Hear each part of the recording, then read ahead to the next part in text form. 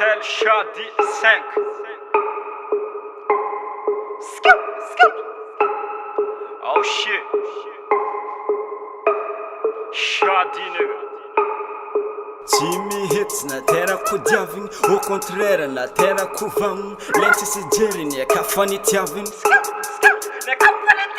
Tara joru wanzari, tiani arazaga mbwanjanga hari. Tisra masaka ngato sambu meni na vita chakafara na nina na nkena. Sa pur Jimmy etileka, sana kanduna ya fiera mi pera. Komisi chifale, komisi chitiama nangana na tananga mbwani kapela.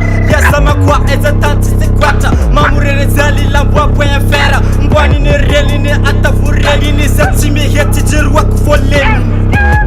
Jimmy hits na tera kuvet, mijuru mitaka tina tera kuris. Samana kori likeli. Shit, what the fuck you're doing? Leni chitiawe chikwami fates, zemandi safora nga pare mi finges, azovu mayanga.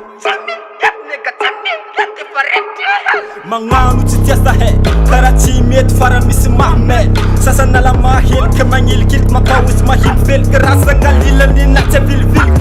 Focus at chitiani makarati karazagi na khole sampai kasi mbati feku heli senge. Ese utafabwaka na ni nani fo chitiani ni atwati karazenge bayela wende mitianga paches. Na pia kune press, asati me kwati fa manganu repress ne zurmes. Tota shana kales ne fais, ni nongaza ne fatarmis. Ni taka samerefka, mangari ni nasna hengi ni lefka. Mangan malem fanga hili lende miteri ni ambwa sumahita ne lende wankeri.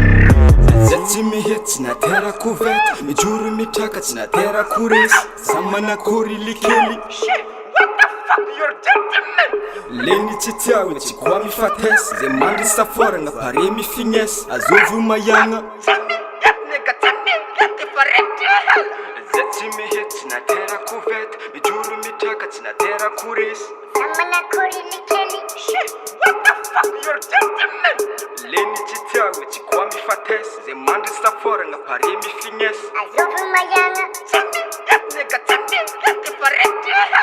Yeah, marmi jamama, mankalef kantenga, fazanche tarahakive.